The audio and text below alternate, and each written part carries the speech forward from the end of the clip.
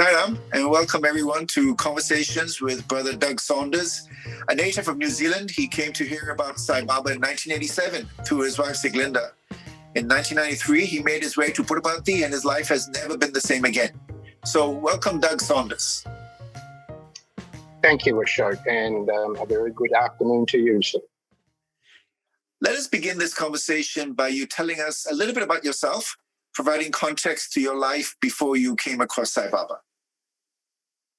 Yes, early part of my life, I joined the New Zealand Air Force when I was young as a cadet, did 8 years, finished there when I was 24, moved into sales and marketing for a few years, went to the UK for 7 years, came back with my wife Siglinda, who was working in Munich, and I met her on a Greek island, would you believe, very romantic. We got married back in New Zealand, and then I spent some years sales and marketing again, and then we decided we bought a small printing company in Auckland, which we had for 20 odd years. And then in 2010, we had decided to come and live in Australia. And in the meantime, I had met Sai Baba through my wife and had got fully involved in the organisation and various projects. And it started way back in 1987 when my wife first got to know about Swami. And I went for my first trip in 1993 during Dasra, would you believe, and I never knew anything about Indian programs, and it was just beautiful. And Swami never looked at me, spoke to me until the last day when he went down to the wheel where the boys used to sit in wheelchairs in the old days under the trees. And he went down there, and there was a gap of about 2 wide where I was sitting all the way along to where Swami was, and he stopped, looked, and he gave me the most beautiful smile, and I got hooked. That was it. I said, this is it. And life has never been the same again. You're right. Could I ask you, before you came to hear about Sai Baba in 1987, were you and your wife particularly religious or particularly spiritual? No, not really. My wife was brought up as a pretty strict Catholic when she was young because she lived in Austria and they're a Catholic country. I was brought up as a Baptist Christian by my mother, but I never carried on. We never went to church on Sundays. We used to go to Christmas Mass on the Friday night, which we used to do every year. But otherwise than that, no other church. But my wife has always been interested in spiritual programs and spiritual people, and she got stuck into a lot of books on some of these wonderful Indian wise men, and that's how she started learning more about the Indian philosophies and things. So when she found out about Swami, that was it.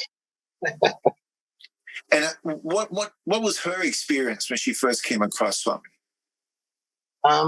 She came across Swami through going to yoga lessons in a small community centre near where we lived in Auckland, and Mr. Hari, a beautiful elderly gentleman from India, used to run them, and she spotted a pendant around his neck in gold, and she said, "What's that?" He took it off and showed him. He said, "That's a Krishna pendant. My guru, Sathya Sai Baba, gave it to me in India." My wife's ears pricked up and said, "Oh, is there a live guru?" He said, "It's not just a guru." He said, "This is God."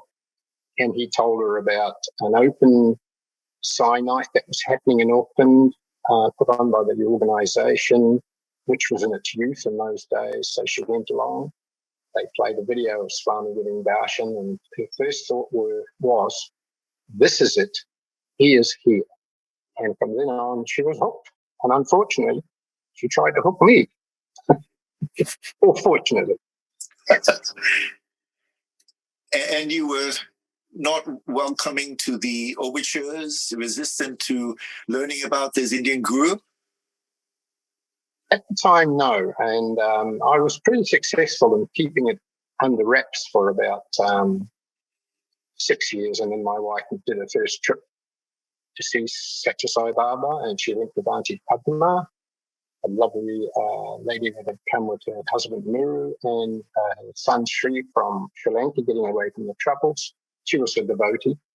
And they went and drove up to Kodai Canal for 3 weeks. That was her first trip in 1993. And she came back absolutely over the moon about Baba and his wonderful talks and his wonderful philosophies. From there on in, she was into all the books she could get and badgering me. But so I managed to put it off for a few months, and finally I said, look, either I've got to join it or beat it. So I said, I'll go, we'll go together, and let's try for October this year, 1993, which we did. We got there, and we had a wonderful time. And that was it. I was hooked, unfortunately. Well, fortunately, I was hooked. And you were telling us a short while ago about that short interlude with Swami at Darshan. Tell us a little bit about that and what it meant to you. Well, he hadn't spoken to me the whole 3 weeks we were there. There was a week of Dasara where we was doing the gems and things, and Zita used to go into the Puna Chandra for that, but I didn't. And the last week was Darshan again. And he used to come out to the ladies and come around in front of the gates where some of the staff used to sit in those days when it wasn't fully concreted.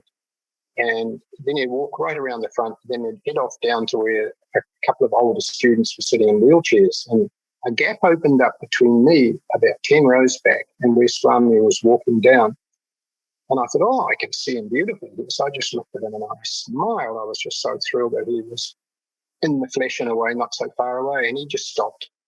He looked at me and he gave me the most beautiful smile, and inside just melted. And I said, this is it. I'll be back.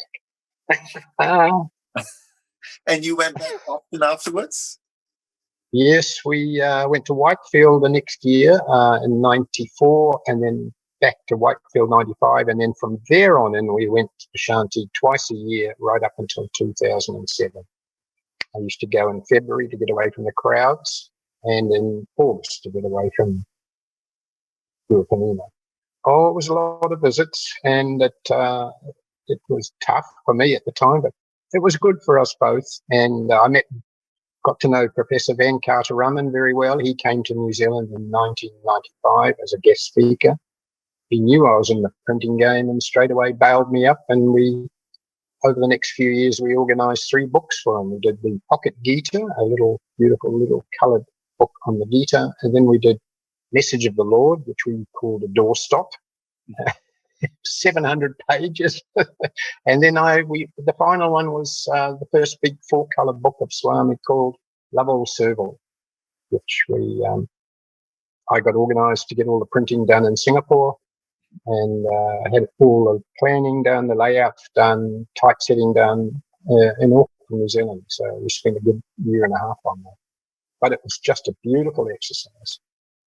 So there seems to have been a lot of physical interaction through the visits, and at the same time, the work through the publishing work and your exposure to the teachings. Tell us what sort of impression that all of that was making on Doug Saunders. What sort of changes were coming over Doug Saunders? Well, some of them came over very quickly. In my first visit in 93, I was a heavy smoker, so I had taken all these packets of tobacco because I used to do roll-ups to save money, packets of filter paper, packets of filters, and a couple of cigarette lighters. But we were given a room in the round building 3, and I said to my wife, I'll have a cigarette in here, no one knows. And she went out the door the first night to go and visit someone in the next room who she knew, and there was a sign on the door, no alcohol, no meat eating, no drugs, no smoking. And I thought, well, who's going to know here? But then I thought, well, someone will. So I rolled up a cigarette and put it on the windowsill. And next morning at my first darshan, I put it in my pocket with my cigarette lighter, because those days they didn't check your pockets. And I thought, as soon as I get outside, I'll have a cigarette. And I couldn't wait till darshan was finished. And I went outside, leant against the wall out by the gates. As soon as I got my cigarette out of my pocket and my lighter, I was attacked by 4 young, they looked like starving young ladies with babies calling out for saris and baby food and God knows what. And I said, oh, gosh, threw the cigarette down, went inside, never smoked again. That was it. And your interactions with Swami, the teachings, what else was that doing to you? The teachings, I started to read some of his books. I found some of them were really good. And I thought, well, I loved his teachings where he taught about, just like Jesus, treating others the same as you would like them to treat you. Being patient. I learned a lot of patience. I used to get very impatient when I was young. And I started to think about Swami's words that really stood out, which was patience, purity, and perseverance. And this helped me a lot through a lot of the things. And from there on, and we were having some tough times with the printing company over the years, but I just used to think of Swami, and he became stronger and stronger inside. And my wife and I used to sit and meditate in prayer every night for half an hour, which really helped, 7 nights a week. And that made a big difference as well. And you eventually got involved in the organization, right? Yes, I used to play the guitar when I was young, and I took it up again, and I got asked to go to the Budgeons at Sigi went. So I went along with the guitar one day, and they said, "Oh, can you play with us? We've only got some young people here that don't know the chords that well." So I did. Then they asked me to go to Budgeon practice. I could learn some English ones, which I did. And then I learned a couple of Sanskrit ones, which I loved. And so I used to be a regular Budgeon singer and guitar player for many years at the Mount Eden Centre in Auckland, which is one of the biggest centres. And I thoroughly enjoyed it. I used to look forward to it every Thursday night. So kind of a weekly special, as you could say. It was lovely. And eventually you got involved with the Christmas celebrations in Puttaparthi. Tell us about that. 2007, I got asked by John Benner. He said, "Doug, I need someone to help me take on the Christmas programs." And I said, "Yeah, but I mean, I don't think I can take this on fully." He said, No, you just help me and bring your guitar. So I joined the Christmas choir as a guitarist and a singer with the choir. And that went on from 2007, 2008, 2009, 10, 11, 12, 13, after Swami had left. And the last one was 2018. So it was a long time, and it was a wonderful time. And the last time we sang in front of Swami, when Swami was still in his form, was Christmas 2010. And he was sitting in the chair about 3 or 4, 4 meters away from us. Us guitarists were in the front row. And after we'd finished our program, the boys started singing Budgeons. And Swami looked at us and went like that with his hands as if he's playing the guitar, telling us to start playing the Budgeons on the guitar. And of course, we couldn't find the chords, but it was so lovely the way he just picked it and told us to get into it. It was just lovely. And did you, all those Christmas celebrations, ever have any intimate moments with him? Any experiences you'd like to share with us? 2001, my wife and I got an interview together, which was lovely. 2002, he told me I was sitting on the veranda. I got given the veranda seat in 2000, and I was told by Mr. Saha at the time, "This is where you sit," which was out by the stairs, at the top of the stairs, which lead down to the slate floor. And he said, "The students sit on the stairs and you don't move." And I said, "Fair enough."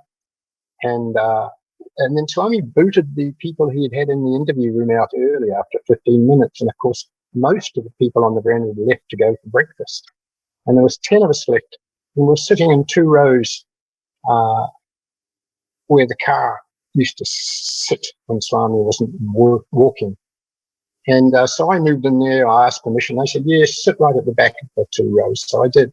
Swami came down and he was talking to everybody in the rows, taking letters. And he stopped on the other side of me and he looked at me and said, "You have a heart problem." And I said, "Yes, Swami." I was just so happy he was talking to me. And he said, "Your heart is not pumping properly." I said, "Yes, Swami." I didn't know what he was talking about.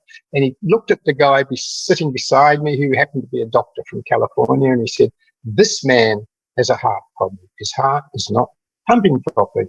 And the young doctor looked at me and went, "Oh." And Swami looked at me and I went, "Yes, Swami." And he said, "Go inside." So I raced inside, and there was a specialist from Super Specialty Hospital there with a senior student. And Swami sent them into the little room, and I was kneeling in the outside room, and he just held my hand so tight and squeezed them so tight and said, "Do you have any pain?" And I said, "No, I'm not sure why." I don't know. No, I don't have pain, Swami. And he said, okay, everything will be all right. He gave me some vibhuti and said, this is for your wife. Then he threw us all out. Sara Pavan grabbed me. He said, what was that about? And I said, oh, Swami says, I have a heart problem. He said, right, let's go. And he said, he took me to the super specialty hospital. And that afternoon, the specialist dropped an envelope on my lap and said, nothing wrong with you. You can run up and down Mount Everest. I said, oh. And Sarah says, see, I told you. And my wife said when I got home, bless her soul, Swami knew. Swami saw something and he's even taken it away or removed it. But 9 years later, you won't believe this, 9 years later in 2010, I got a GP to check me before we were leaving to come over to Australia. And she said, oh, you've got a heart murmur, and sent me off to see a heart specialist at Auckland Public Hospital. And they did an ECG and echo, and he said, you've got severe aortic stenosis. Your aortic valve is narrowing. Normally it's 20, 21 millimeters. It's down to 7. And he said, I'll look after you. And I said, well, look, we're leaving for Aussie in about 2 months. He said, well, get it done there. So he wrote a letter.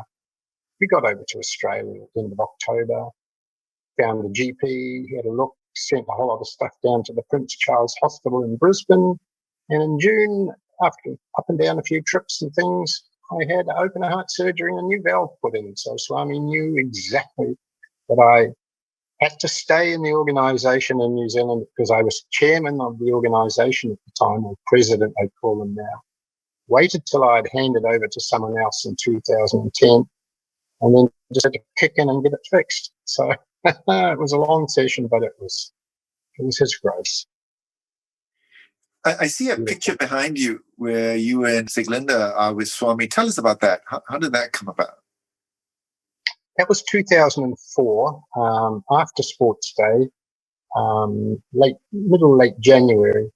And Swami had taken me in by myself about a week before. And he said twice, how old are you? He said, how old am I? And I said, oh, Swami, to me, you don't look over 21. And he went, cha, and gave me a whack on the side of the face. And then he said, I am 79. And I said, well, you still don't look over 21 again. So he gave me another whack. But then he told me to hold my hands up, which I did like this. And I thought, I'm going to get some vibhuti. And he did his beautiful circular motion and produced a diamond ring and put it on my finger. And but the way we spoke together was just lovely. He looked at me and laughed, and those beautiful brown eyes were sparkling. And it was as if he liked having the joking and the talking and the repartee, but with respect, and going back to the God and the Guru after that. And I had a lovely time with him for 15 minutes by myself in there, and then he called my wife and I in 5 days later, and that's where the photo was taken. He took us into the little room, my wife and I, and we each took a hand and brought him into the little room from the outer room. And he took his hands away and he said, I bless you. We touched our heads and said, long life, healthy life, happy life. I bless, I bless, I bless. And we never forget that. Whenever things are a bit tough or we think we're going through some problems, we just think of those times. And he was just so beautiful in there that we will never, ever forget it. We had 15 minutes again with him alone in there, and he was just lovely. He was just so lovely. What is it that we as devotees should take away from our association with Sathya Sai Baba? And I ask you that because you've been associated for a very long time, as a very mature person, close interactions with him, serving him, working for him. What do we take away as devotees from our awareness association with Sathya Sai Baba? Oh, that's a good one, Ashok. Thank you. I think we can take away from our association with him that he does love us, and he loves each and every one of us, not just a few or not just a group over there, or someone over there. He loves each and every one of us, and we can feel that. We seem to have this connection with him that it's very hard to explain to people that are not part of his organisation or not part of his kind of, I don't know, group around him. He doesn't put us into groups and talk against us. He just communicates with us beautifully when we want to, when we open up. But what I can take with me is his love. His compassion to me is one of the most strongest feelings I've ever seen on him, and his way of doing things. He just gets things done. I mean, he would put all politicians in the world to shame. He can get things done without any arguments, without any fights. Well, maybe they are in the background, but he doesn't do that. I can take away from him that he's taught me how to respect all people, whatever they are, and to work with all people when we can, and to be helpful to people, even if we can't serve people in a way that we'd like to serve. We can just be nice to people. We can smile, and I think he's taught me to do that. And after April 2011, when he withdrew from the body, how was your experience with him any different, if at all? Not really, Ashok. I mean, my wife and, as I said, we still meditate now for about 20 minutes each night before we go to bed. We do the Gayatri, and we have quiet prayers with him. And it's probably got a little stronger because when we were in Prashanti, there was always this rushing around. Oh, I hope he talks to me. Oh, I hope he takes my letters. I hope he smiles at me. Whereas when we're in the home, we're kind of communicating more heart to heart that we feel, and we feel as though he responds. And it's been wonderful, to be quite honest. And since 2011, since he departed the form, probably got a little stronger for me and for my wife as we talk to him more quietly. You know, one of the thoughts I have about my relationship with him is that it's all about transformation, that knowing him makes us different. And if that's one thing that stands out in my association with him is this issue of transformation, what's the one thing that stands out for you over and above what you just said? Probably what you say is quite right, this transformation. How he transforms each and every one of us when we allow him to. I think we have to allow him to do it, to open it, not resist. And he's made me more patient.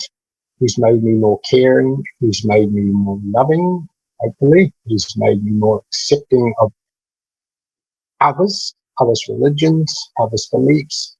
But he's also kept me on the straight and narrow. I mean, you know, I've had no temptation to drink, no temptation to smoking, eating meat. It's just because I know he's there and he's keeping an eye on us, and he just is. Mm-hmm. He is. I'll tell you one little story, Ashok.